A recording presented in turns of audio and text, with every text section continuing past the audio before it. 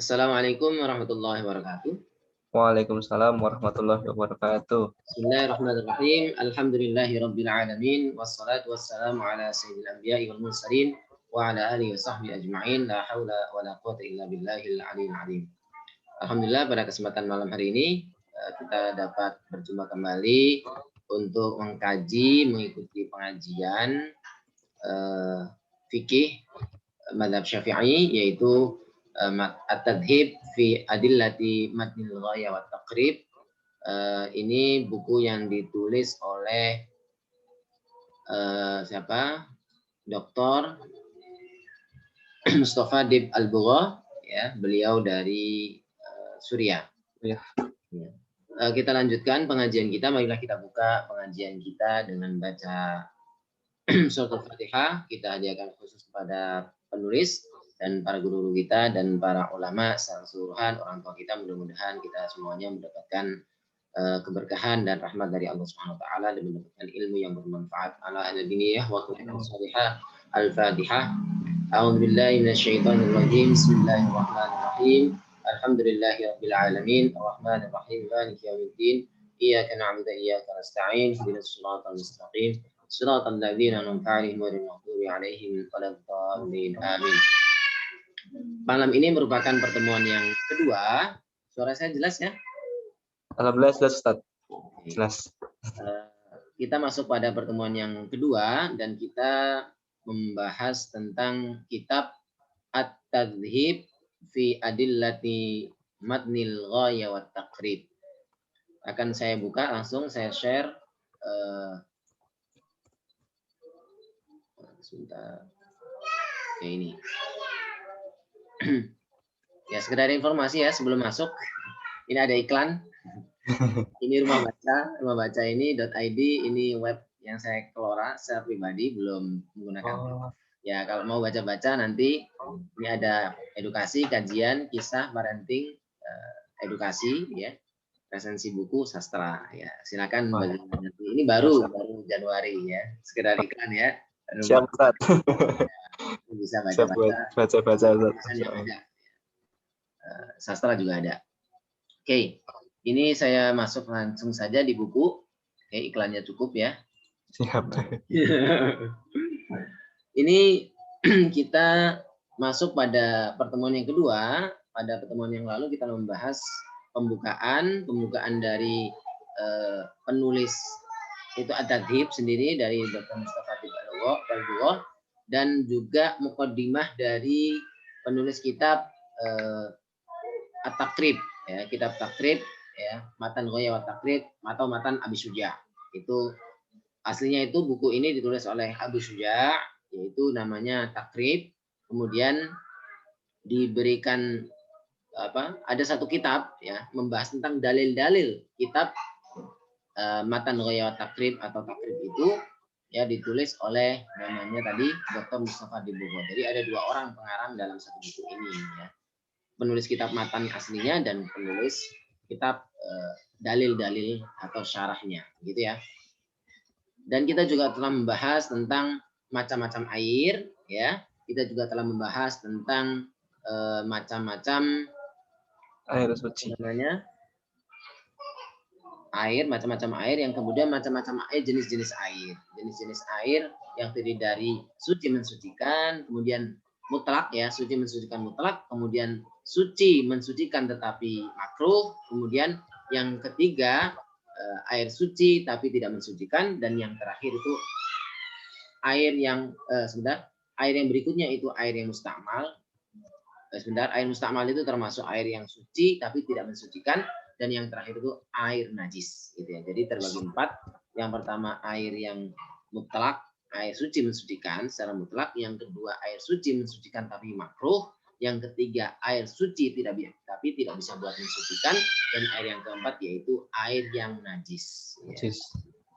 Dan air yang najis itu terbagi dua sebetulnya. Ada yang najis, ada yang mutanajis.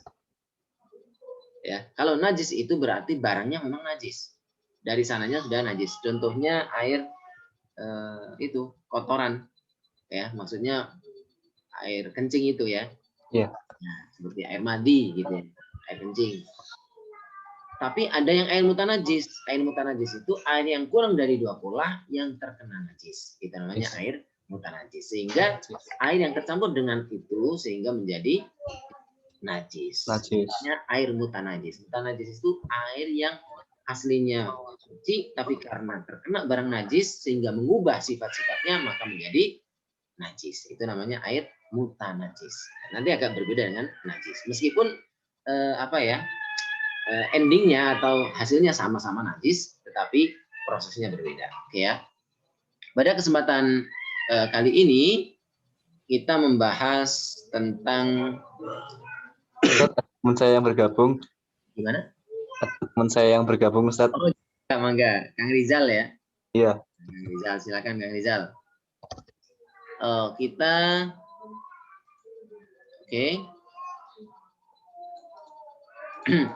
kita membahas tentang sekarang kita masuk pada halaman 13. Nanti kalau misalnya mau belajar silakan, nanti kalau misalnya Kang Rizal ini mau gabung minta bukunya, silakan nanti di-share dari Kang Nanda, sudah saya berikan ya bukunya. Ya, barangkali buat baca-baca sebelum kita menulis. Kalau perlu nanti di-print dulu nggak apa-apa. Ini cuma 287, kalau mau dicetak bisa, nanti sambil ngaji ini bisa sambil dicoret-coret bukunya. Begitu ya, sekedar di-print biasa. Oke. Saya bacakan. Bismillahirrahmanirrahim. Qala al-muallifu rahimahullah taala wa nafa'na bihi wa bi 'ulumi fid dharain amin. Kita membahas tentang faslun halaman 17. Kitab At-Tadhib fi Adillati Matnil Ghaya wa Taqrib. Faslun, satu pasal. Pasal yang dimaksud adalah chapter ya. Bagian dari buku ya, bagian dari kitab, namanya faslun, satu pasal. Dalam buku itu terbagi menjadi, biasanya itu buku-buku Arab itu rata-rata terdiri dari bab, kemudian di bawahnya subbabnya itu namanya faslun. Begitu ya. Satu pasal atau satu pembahasan, subbahasan. Wa juludul maitati. Julud itu jamaknya jildun. Jildun itu kulit. Ya. Kulit-kulit al-maitati, bangkai. Kulit-kulit bangkai itu maksudnya adalah kulit dari binatang atau hewan yang matinya tidak disembelih. Gitu ya. Itu kan hukum asalnya najis karena bangkai. Dan dagingnya itu tidak bisa dimakan. Betul ya? Jadi bangkai hewan itu dagingnya tidak bisa dimakan. Tetapi khusus kulitnya, atau bahasa kita itu apa ya? Kulit itu di bahasa kita itu istilahnya apa ya? Kulit hewan, misalnya sapi atau apa tuh namanya, kambing, ya. Itu kulitnya tathuru, bisa suci, meskipun itu dagingnya tidak bisa dimanfaatkan, tidak bisa dimakan, karena daging itu dimanfaatkannya dengan dikonsumsi. Sementara wajuludul maitati, kulit-kulit hewan yang mati karena bukan disembelih, berarti bangkai itu tathuru, bisa disucikan. Bidibari, dengan disamak. Apa itu disamak? Di sini ada penjelasannya. Dari Rasulullah SAW, diriwayatkan dari Imam Muslim, nomor hadis 366, an Abdullah bin Abbas radhiyallahu taala anhu.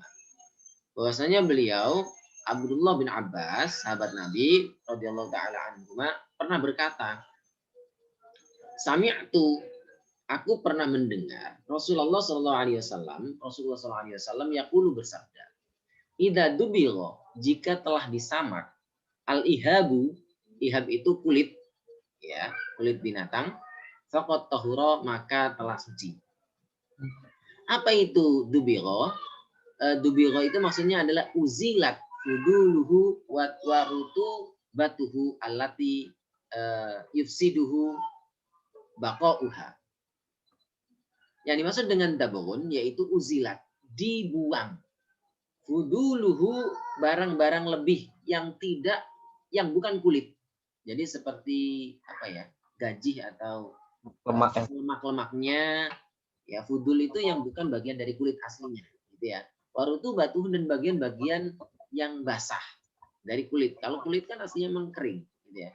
Alati yufsidu baqa'u. Kalau misalnya kelebihan-kelebihan berupa lemak dan hal bagian-bagian basah itu tidak dibersihkan, maka akan merusak kulit. Begitu ya. Itu namanya dibal atau dabulun. Dabulun itu menyamak, ya istilah bahasa Indonesianya.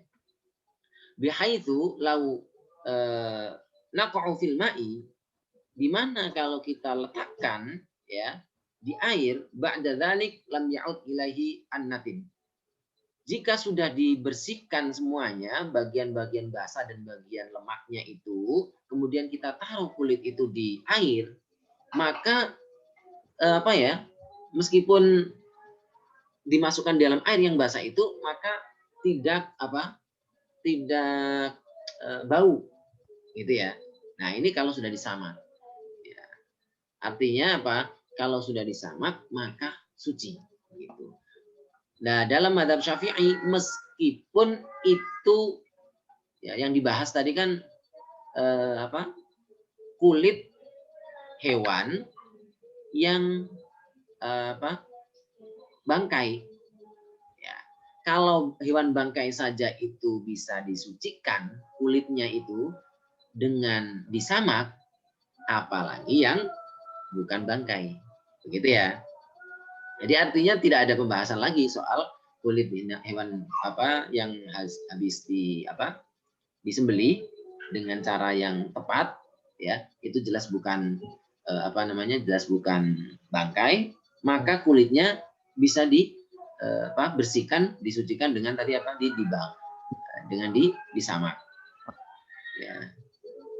Yang dari hewan yang bangkai saja itu bisa disucikan, apalagi yang tadi, gitu ya.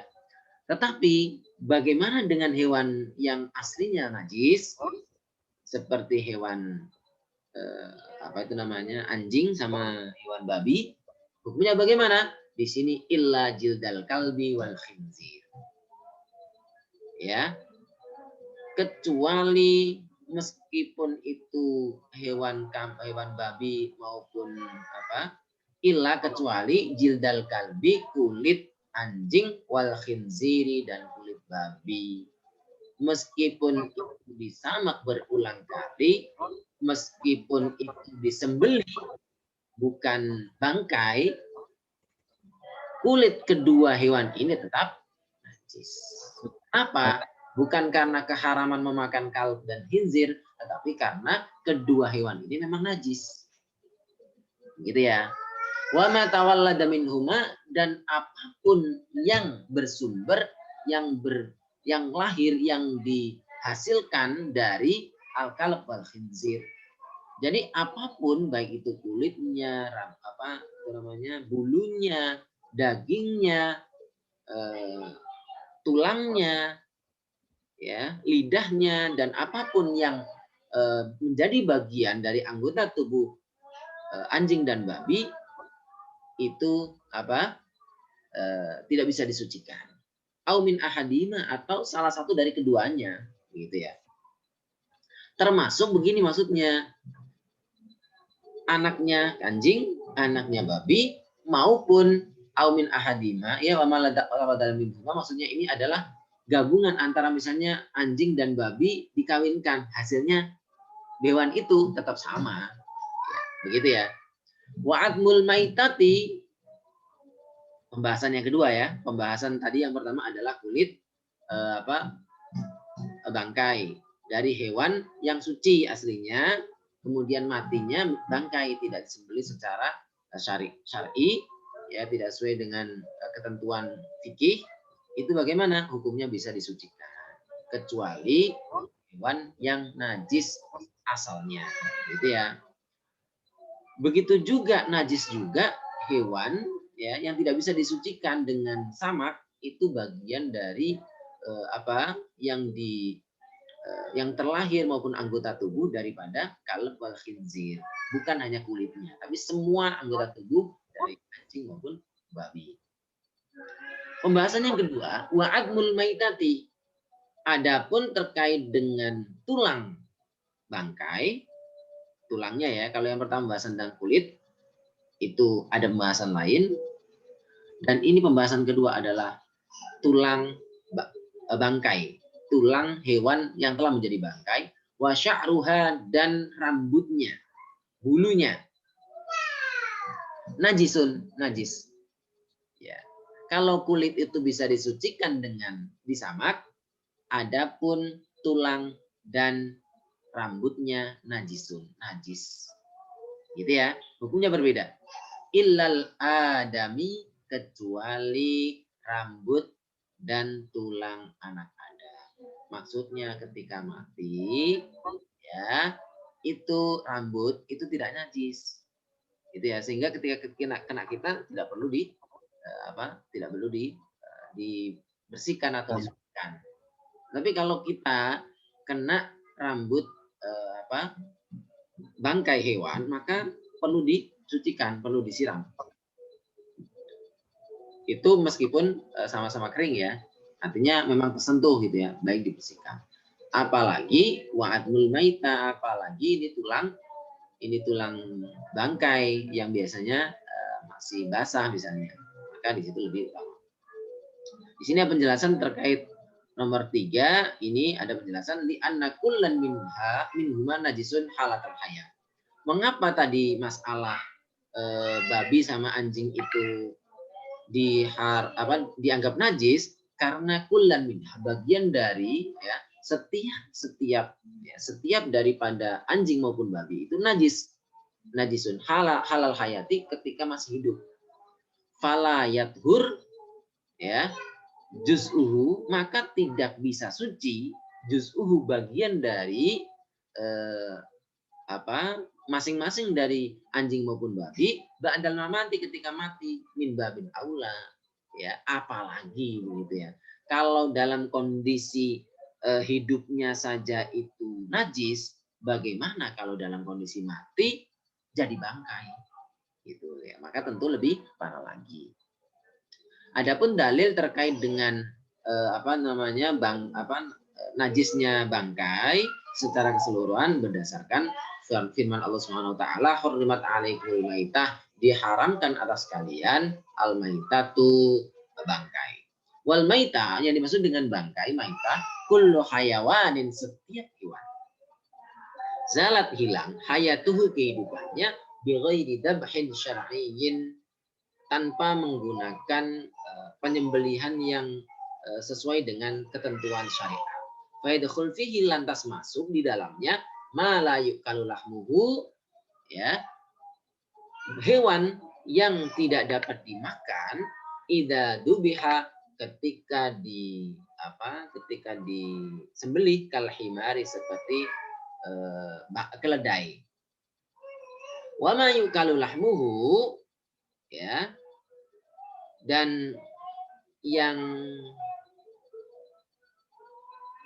juga hewan yang dimakan, yang dapat dimakan lahmuhu, dagingnya, idza lam tatawafar syurutu dzabhihi, ya, hewan yang dimakan, yang bisa dimakan tetapi tidak terpenuhi syarat-syarat penyembelihannya, seperti kadzabihatil murtad, seperti hasil penyembelihan orang-orang murtad. Murtad itu orang yang keluar dari agama Islam kemudian nyembelih. Wa ilam yakun fi dararun bisihah, meskipun tidak membahayakan bagi kesehatan. Kalau maitah itu tadi bangkai itu kan membahayakan kesehatan, ya, karena memang darah itu tidak mengalir ketika mati. Berbeda dengan ketika disembelih, darah mengalir secara lancar sehingga tidak membahayakan dagingnya. Wa alaihi fatahrimul maitah dalilun najasatiha. Berdasarkan ini, keharaman suatu hewan, ya, fatahrimul maitah, keharaman hewan yang sudah menjadi bangkai, ya, itu dalilun, merupakan dalil atau yang menunjukkan dalilu najasatiha, kenajisannya.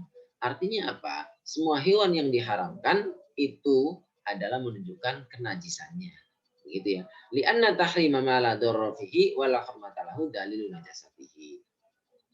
Karena keharaman ma la darara fihi, keharaman hewan yang tidak berbahaya, wala hurmata lahu, dan tidak diharamkan baginya, dalilun merupakan dalil najasatihi, kenajisannya. Wa najasatuha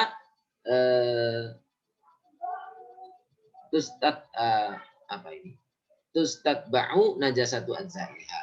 Dan kenajisan bangkai itu juga menjadi najis pula bagian anggota tubuhnya. Itu ya, maksudnya apa?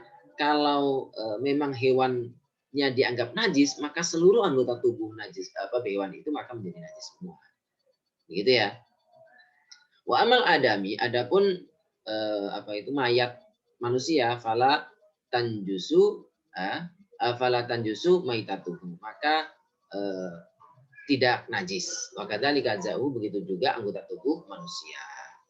Liqouli ta'ala, berdasarkan firman Allah SWT, walaqad karramna bani Adam, ya, sungguh telah kami muliakan anak Adam, maksudnya manusia, dalam kondisi hidup maupun sudah mati. Gitu ya. Wallahu a'lam bishawab. Ini sebenarnya ada penjelasan terkait itu. Wa hadza yatanafa ma'al qaul binajasati ba'da mauti. Artinya apa? Ayat Al-Qur'an ini menunjukkan bahwasanya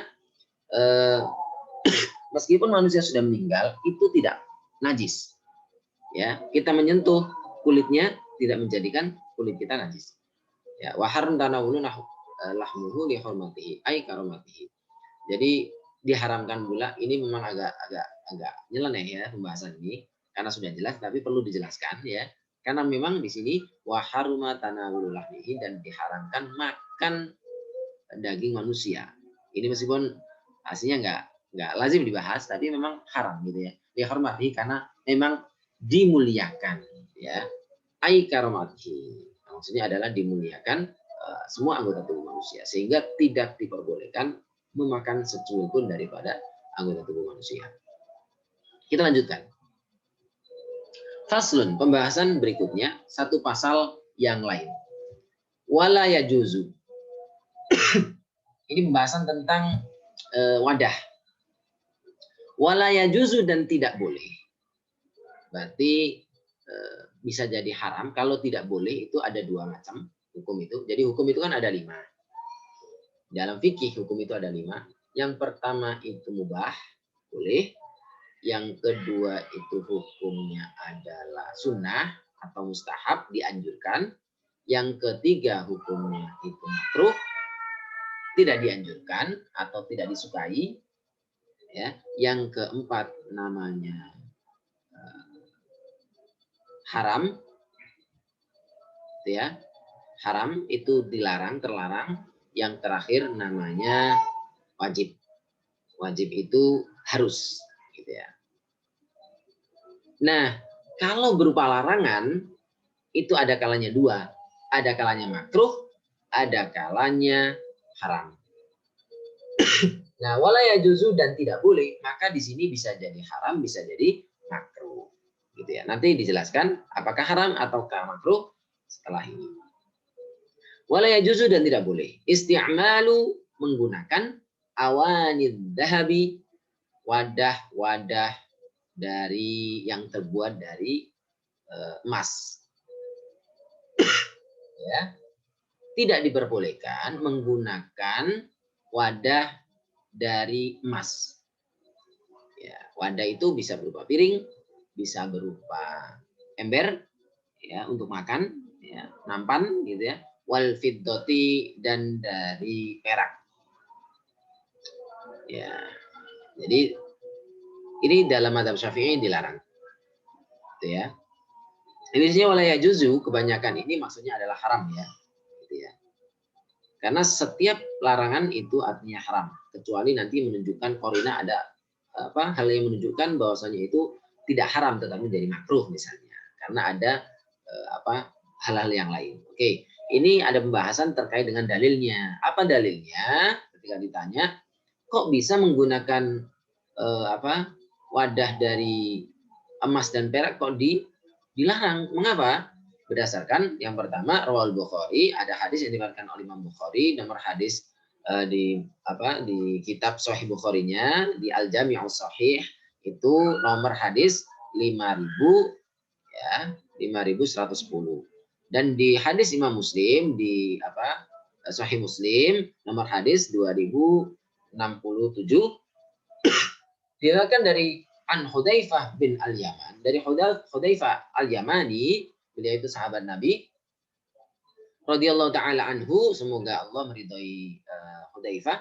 Qala, dia berkata, sami'atu, aku pernah mendengar Rasulullah sallallahu alaihi wasallam yaqulu, pernah bersabda. Sebentar saya besarkan dikit ya. 200. Ya, lebih jelas ya. La talbasul harira walad dibaj.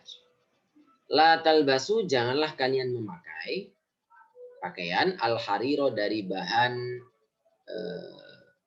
sutra, walad dibaj, dan tidak pula dari bahan dibaj itu apa ya? Kain dari apa ya? Dibaj itu ya. Sebentar, saya cari dulu. Dibaj itu apa ya kalau di sini? Sebentar. Kain, intinya kain yang mewah ya. Sebentar, saya mau cari arti. Saya ragu, khawatir salah. Sebentar.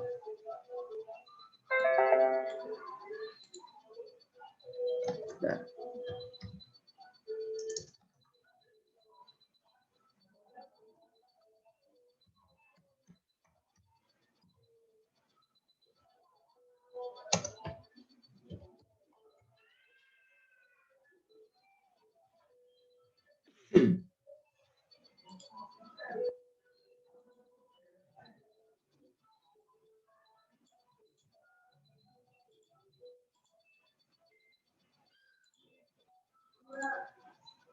Dibaj dalam bahasa Indonesia itu brokat, kain brokat. Tahu kain brokat?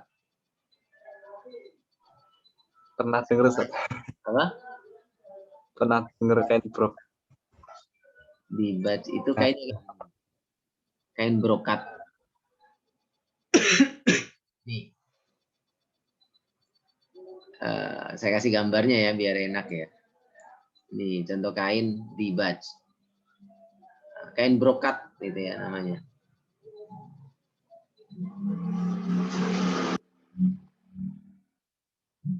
Ini kain dibaj, kain brokat. Ini untuk laki-laki ya. Nanti ada pembahasannya. Ya, ini model kainnya ini dibaj ini. Sebentar, saya coba.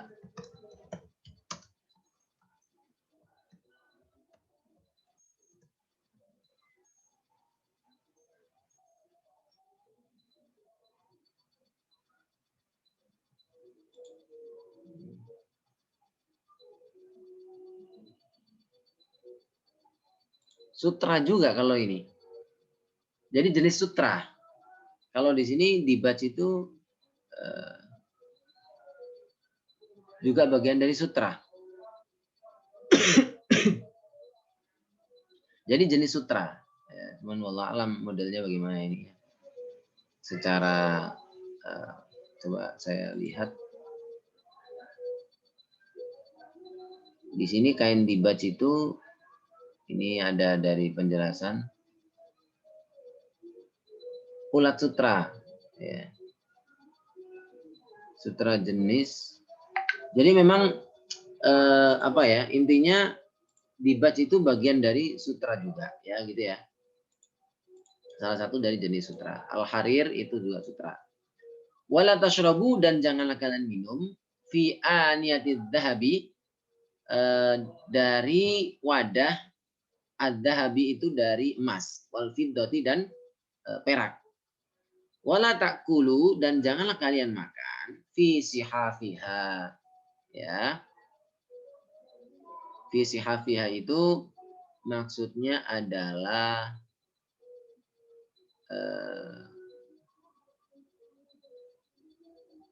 itu apa itu nampan yang besar itu ya, apa itu talam itu ya, nampan yang besar gitu ya. Ha ini masuknya dari aniyah ya, dari apa ini wadah itu fi sihafiha jam'u safha wa yal qas'ah gitu ya. Jadi wadah itu kecil, biasanya lebih kecil kayak piring atau gelas gitu ya. Sementara sihaf itu wadah yang besar gitu ya. Qas'ah itu maksudnya nampan gitu ya. Jadi bentuk apapun wadahnya itu kalau berbahan dari emas ataupun perak itu dilarang untuk memakainya. Fa innaha lahum fid dunya wa lana fil akhirah. Fa innaha sesungguhnya itu semuanya itu maksudnya ini al-harir, ad-dibaj, aniyatid dzahab wal fiddah ya, dan makan juga dari nampan tadi itu lahum itu bagi mereka, bagi orang-orang non muslim saja. Ya, jadi di sini al-kufar berarti non muslim ya, orang-orang kafir. Di dunia di dunia. Jadi di dunia itu untuk orang-orang kafir sajalah gitu ya. Walana sementara bagi kita orang Islam fil akhir, di akhirat saja gitu ya. Jadi kita sebagai seorang muslim tidak boleh mengenakan itu tadi al-harir wala dibaj, tidak boleh menggunakan wadah dari emas maupun perak. Dan ini ternyata kalau di sini ini secara umum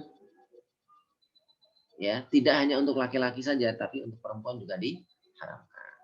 Gitu ya. Wa yuqasu 'alal akli ya. Dan dikiaskan dianalogikan atas makan. Maksudnya adalah tidak boleh makan menggunakan wadah emas maupun perak. Wasyurbi dan minum juga tidak boleh ya. Dikiaskan apa? Ghairuhuma. Jadi ghairuhuma min wujul istimal. Jadi penggunaan apapun ya, menggunakan emas maupun perak ya, tidak hanya untuk minum maupun makan juga tidak boleh. Gitu ya. Baik mau dikenakan di apa itu di tangannya sebagai apa itu perhiasan, khususnya untuk laki-laki perempuan. Wa yashmalu tahrim arijal wan nisa. Dan keharaman ini berlaku untuk laki-laki maupun perempuan. Tapi kalau untuk perempuan ya itu ada hukum khusus. Ya, boleh. Tapi nggak tahu ini yashmalu tahrim an-nisa wa rijal. Ini pembahasan kok jadi berbeda ini ya. Sementara kalau untuk laki-laki, untuk perempuan biasanya boleh ya. Oke, kita lanjutkan saja ya. Ini tampaknya saya sendiri ragu ini. Oke, yang berikutnya pembahasan tadi terkait dengan ini. Oke, udah selesai ya. Menggunakan wadah dari bahan emas dan perak. Oke, kita lanjutkan di pembahasan aslinya. Wa yajuzu isti'malu ghairihima minal awani. Ini. Dan boleh menggunakan selain emas dan perak sebagai wadah. Begitu ya. Jadi bahannya selain emas dan perak diperbolehkan. Boleh menggunakan tembaga, boleh menggunakan apa itu namanya? Bahan apa itu? Ya barang-barang yang terbuat selain daripada emas dan perak. Di sini penjelasannya nomor 1 at-thahira. Tentunya dalam catatan harus suci gitu ya. Li'annal asla al-ibahatu malam yarid dalil tahrim. Selama tidak ada dalil yang mengharamkan, maka hukum asal menggunakan wadah dari bahan apapun itu diperbolehkan. Karena ada larangan terkait dengan emas dan perak, maka menjadi haram atau dilarang. Gitu ya. Begitu.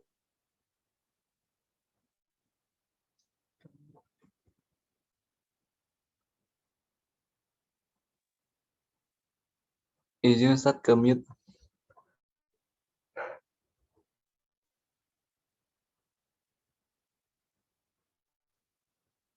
Mute ya. Iya. Mohon maaf. Terima kasih sudah diingatkan. Oke, saya lanjutkan. Ya. Masih ada waktu 15 menit. Mungkin insya Allah ini cepat. Faslun 1 pasal. Wasiwaku dan menggunakan siwak. siwak itu kalau zaman Nabi itu menggunakan kayu, kemudian digigit-gigitan, sampai sekarang masih ada, gitu ya. Tetapi dalam konteks sekarang, menurut kesehatan tidak harus menggunakan itu. Boleh menggunakan yang versi dulu, ya, yang menggunakan kayu gaharu itu, ya, yang dipakai begini itu, boleh juga menggunakan sikat gigi dan gunakan pasta gigi, ya, yang sudah teruji secara klinis, begitu. Hukumnya sama. Tetapi kalau dalam segi adab sebetulnya, kalau kita menyikat gigi di dalam masjid itu kurang bagus secara adab, ya, maka sebetulnya menggunakan siwak di tempat umum itu yang sifatnya banyak kerumunan orang, di kanan kiri ada orang lagi sholat, sebetulnya kurang bagus juga. Ya, hanya saja kadang-kadang kita, masa kita nyikat-nyikat mulut begini di hadapan banyak orang, bukan secara hukum fikihnya nggak ada masalah, tapi permasalahan itu dalam segi adab, begitu ya. Maka menggunakan siwak dengan model apapun, yang penting tujuannya adalah sama, yaitu membersihkan gigi, itu mustahabun, dianjurkan. Maksudnya disunnahkan. Fi kulli halin, ya, dalam kondisi apapun. Begitu ya. Dalam kondisi apapun, itu disunnahkan membersihkan gigi kita. Kenapa? Karena supaya kita ketika secara adab bertemu dengan orang lain, kita ngobrol dan sebagainya, itu yang pertama adalah membuat orang lain tidak merasa terganggu, merasa nyaman. Yang kedua secara kesehatan. Illa ba'da zawali lis-shaim. Ini pengecualian, tidak disunahkan. Tadi disunahkan dalam kondisi apapun kecuali ba'da zawali, setelah matahari tergelincir waktu duhur, lis-shaimi, bagi orang yang sedang berpuasa. Ketika sedang berpuasa, baik Ramadan maupun tidak Ramadan, ketika sudah masuk waktu zuhur, ya, itu tidak jadi sunnah lagi. Ada sebagian mengatakan makruh, gitu ya. Ini berdasarkan hadis yang diriwayatkan oleh Imam An-Nasa'i dan yang selainnya, an Aisyah radhiyallahu taala anha, dari Sayyidah Aisyah radhiyallahu taala anha, anna Nabi, bahwasanya Nabi Muhammad SAW pernah bersabda, as-siwaku matharatun lil fami.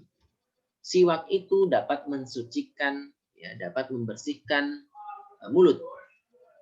Mardotun, dan diridhoi, disukai, li Rabbi, bagi Tuhan, bagi Allah SWT. Warahul Bukhari ta'liqan. Imam Bukhari juga meriwayatkan yang sama, memberikan catatan terkait ini. Wasiwak, ya, ini ada penjelasan dari pensyarah, yaitu Dr. Mustafa Debuwo. Yang dimaksud dengan siwak, al-alah, yaitu alat, instrumen, ya, peralatan, alat yang tudlaku bial asnan, ya, tudalak itu disikat, biha, dengan alat tersebut, al asnanu, gigi. Jadi alat yang dipakai untuk menyikat gigi itu namanya siwak. Wa itlaku alal fi'li, dan disebut atas perbuatan itu. Wa tahsulu sunnatu biistimali kulli khashirin yazilul wasakh. Dan kesunahan ini, anjuran ini tidak hanya berlaku menggunakan siwak versi Nabi, tetapi menggunakan bahan apapun, alat apapun yang dapat menghilangkan kotoran. Ya. Akan tetapi menurut penulis ini, wa'udul araqi, dan menggunakan kayu arok. Kayu arok itu kayu gaharu yang panjang biasanya itu, yang siwak itu biasanya segini, kemudian begini-gini itu. Al-ma'ruf, yang sudah kita ketahui bersama, bisiwaki, sebagai siwak itu afdal, lebih utama. Ya, meskipun menggunakan alat itu lebih utama, gitu ya. Ya, mengapa lebih utama? Karena ini mengikuti sunnah Nabi, gitu ya. Yang pertama. Yang kedua, itu bahan yang sudah dikenal zaman Nabi, gitu. Tetapi fungsinya sama-sama memiliki fungsi yang sama. Jadi dua-duanya juga dianjurkan. Tapi kalau ditanya lebih baik mana? Menurut mu'alif, itu afdol ini, afdol yang bahan yang versi Nabi itu, gitu ya. Karena zaman dulu sudah ada saksi dari Nabi, sementara yang sikat gigi belum ada. Mungkin dari versi itu kan. Tapi terkait dengan fungsi dan sebagainya itu bagian dari debatable lah gitu. Oke, kita keluar dari perdebatan itu. Kita lanjutkan. Jadi bagi orang yang sedang berpuasa dimakruhkan, itu tidak dianjurkan. Wa huwa fi thalathati mawadi'a asyaddu istihbaban. Tetapi menggunakan siwak itu dalam 3 waktu, dalam 3 kesempatan asyaddu istihbaban. Hukumnya sunnah muakkad, ya.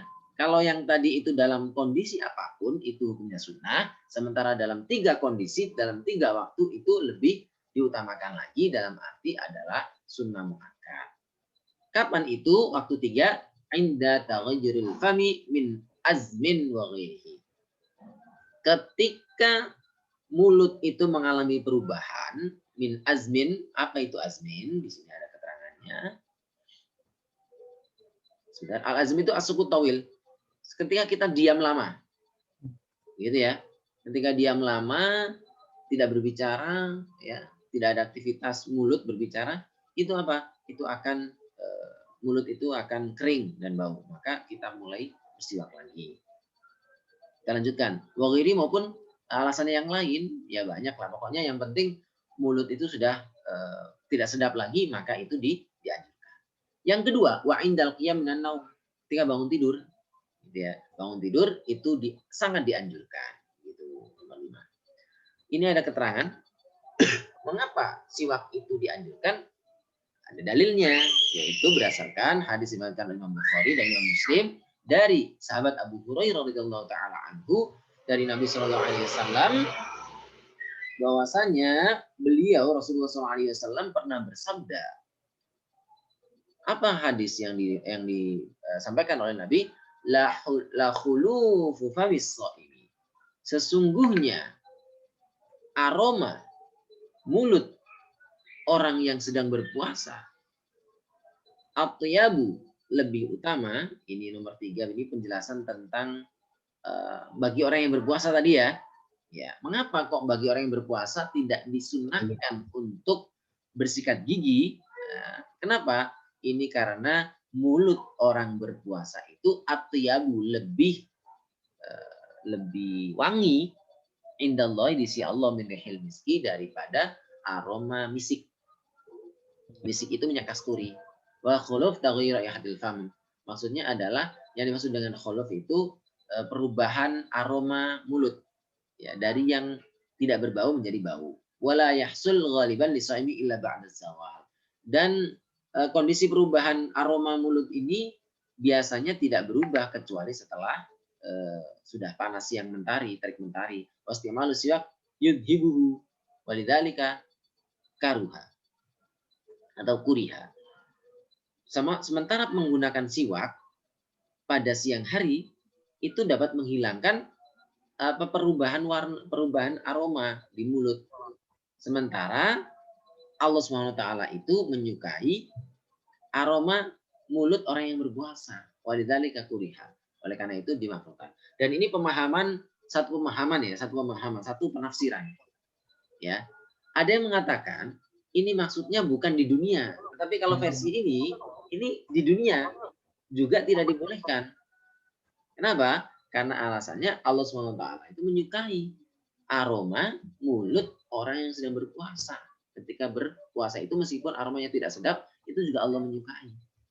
Tetapi ada yang menafsirkan bahwasanya ini maksudnya aroma ini khusus nanti di akhirat disukai oleh Allah SWT. Sementara ada kaitannya dengan hubungan sosial. Kalau aroma sudah bau ya sikat. Ada yang mengatakan seperti itu, gitu ya. Jadi ini penafsiran.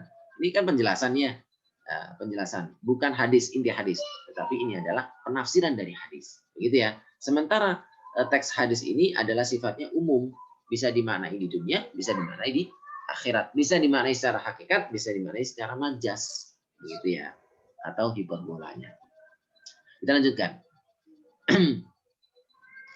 Yang ketiga, ya, kapan waktu yang sangat dianjurkan? Yang ketiga adalah wa'indal qiyam ila shalah, ketika mau sholat.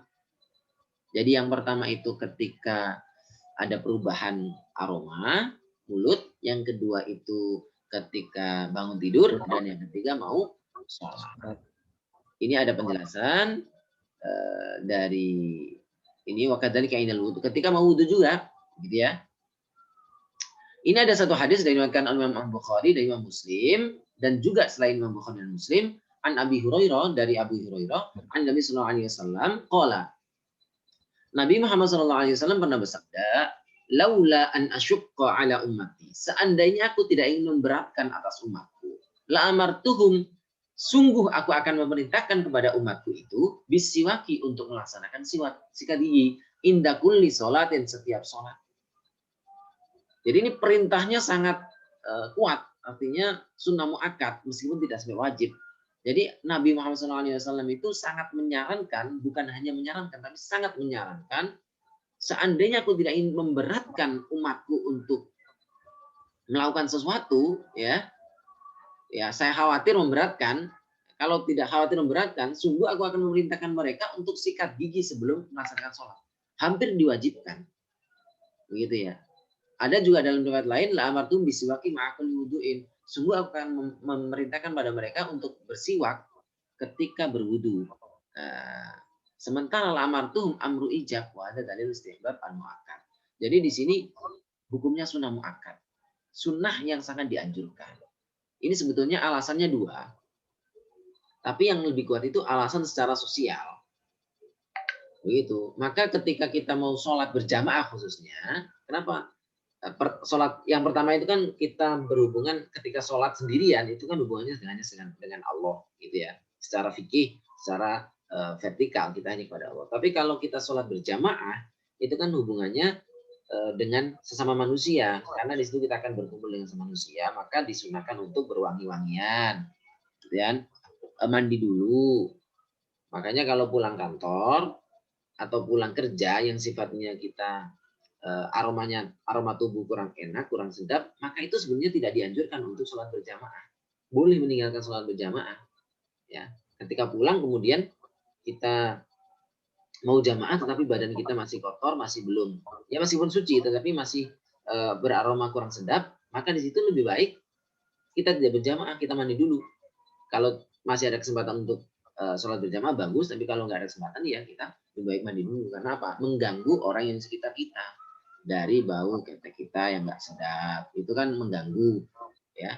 Bagi kita enak dapat pahala, tapi juga dapat dosa karena membuat kanan kiri kita nggak nyaman, jadi berjamaahnya nggak nyaman. Dari situlah tidak hanya sifatnya vertikal, tetapi ibadah berjamaah itu, sholat berjamaah itu adalah ibadah horizontal, gitu. Adalah ibadah yang memang berhubungan dengan sosial. Karena itu siwak itu sangat disarankan. Ketika kita berjamaah, kemudian mulut kita mengganggu kanan kiri kita, juga jadi bermasalah, begitu ya. Maka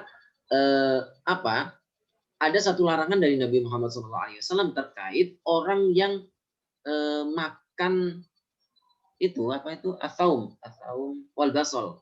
Jadi makan basol itu bawang putih. Zaman dulu kan orang terbiasa ya makan bawang putih mentah-mentah. Itu ketika dimakan itu kan aroma setelah makan itu kan bau, ya tidak sedap. Dan itu kalau dikiaskan dengan sekarang bisa jadi habis merokok. Habis merokok tidak kumur-kumur, tidak sikat gigi, kan aromanya kurang sedap tuh. Itu kalau sholat berjamaah itu makruh hukumnya. Ya, oleh karena itu apapun aroma yang kita bawa ke dalam masjid itu hendaklah yang baik-baik, wangi-wangi, sementara yang tidak wangi itu dimakruhkan, tidak disarankan. Itu wallahu a'lam bishawab. Mungkin ada yang ditanyakan sebelum kita tutup. Silakan. Mungkin nih Ustaz, saya izin bertanya Ustaz. Ya, enggak. Terkait tadi kan kalau yang zaman dulu itu kan bersiwak ya. Yeah. Nah, kalau misalkan berarti kalau sekarang itu nyari siwak kan juga susah Ustaz. Gimana? Bener-bener nyari siwak. Ya. Nyari siwak yang bener-bener asli siwak itu yang dari kayu baru kan agak susah sekarang. Sebetulnya tidak susah. Oh, enggak susah Ustaz. Enggak susah. Ada beberapa toko herbal itu rata-rata menjual itu. Oh. Iya, banyak. Misalnya di Asuna, Kali Tanjung ada. Di beberapa toko herbal rata-rata menjual.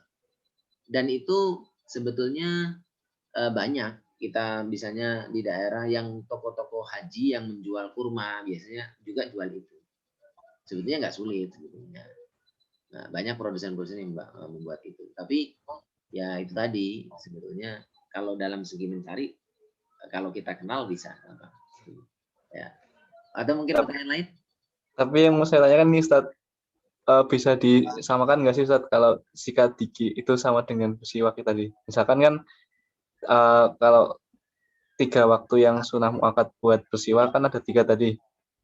Nah, kalau kita nggak punya siwak terus sikat gigi gimana Ustaz? Sama saja. Sama saja.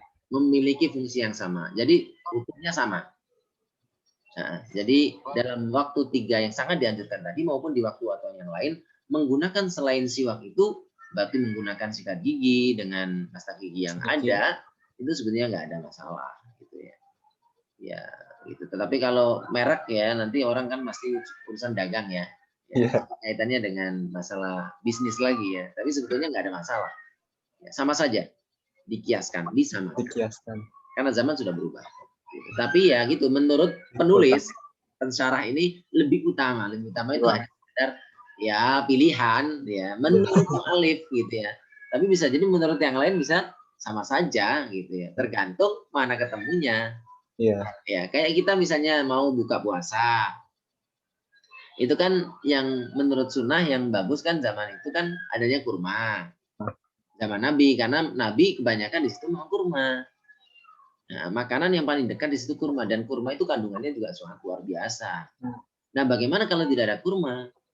Ya tetap dianjurkan untuk berbuka secara segera meskipun tidak ada kurma. Nah, bagaimana dengan kurma? Selain kurma, ya makanan-makanan yang memiliki fungsi yang tidak jauh berbeda, yaitu yang manis-manis, jangan yang tidak bagus buat lambung. Asam lambung khususnya ya. Iya. Ya itu memiliki fungsi yang sama secara manfaat seperti itu. Gitu ya. Ada yang lain? Kalau dari saya cukup Ustaz. Barangkali dari Kang Rizal, Mas Rizal. Ya, Mas Rizal tadi ada kendala mikrofon Ustaz. Gimana? Tadi Mas Rizal ada kendala mikrofon jadi nggak bisa lewat mic, bisanya lewat chat. Di sini ada chat ini pertanyaan. Iya. Mau bertanya? Oh siap, sudah cukup jelas. Alhamdulillah. Oke, demikian pembahasan pertemuan pada kesempatan yang kedua ini. Kita akan lanjutkan pada pertemuan yang akan datang di malam yang sama insya Allah. Selasa malam Rabu jam 8 sampai jam 9. Pembahasan berikutnya ini tentang faslun wa furudul wudu isittatul asya. Diingatkan ya, nanti dicatat ya, nanti barangkali saya lupa ya, ditulis halaman minggu depan 15. Halaman 15 ini wa furudul wudu'i sittatu asya. Disarankan untuk peserta dalam hal ini Mas Nanda khususnya, kalau bisa di print setiap pembahasan. Minimal ya kalau tidak semuanya, minimal setiap ya 3 halaman atau 4 halaman sebelum kita ngaji itu sudah di print supaya nanti bisa dimaknai ya atau diterjemahkan lebih enak. Begitu. Lebih bagus lagi kalau dijilid. Ya, begitu dijilid, yang penting lakban atau apa ya gitu ya, supaya belajarnya lebih maksimal. Oke, demikian dari saya. Mohon maaf yang besarnya atas segala kekurangan. Mudah-mudahan nanti bisa bermanfaat. Bila ada kekurangan yang lain itu tentunya dari saya pribadi yang tentunya masih banyak kekurangan, dan bila mana itu ada kelebihan tentunya itu dari Allah Subhanahu wa taala yang maha sempurna, tidak ada suatu kurang apapun. Sementara manusia ini penuh dengan salah dan khilaf. Demikian, mohon dimaafkan. Marilah kita bersama-sama dengan baca alhamdulillah. Alhamdulillahirabbil alamin. Subhanakallahumma wa bihamdika asyhadu an la ilaha illa anta astaghfiruka wa atubu ilaik. Bismillahirrahmanirrahim. Wal 'asri innal insana lafi khusr illa alladziina aamanu wa 'amilus shalihati wa tawassaw bil haqq wa tawassaw bis sabr. Wallahu muwaffiq ila aqwamit thoriq wal 'afwu minkum. Wassalamualaikum warahmatullahi wabarakatuh. Waalaikumsalam warahmatullahi wabarakatuh.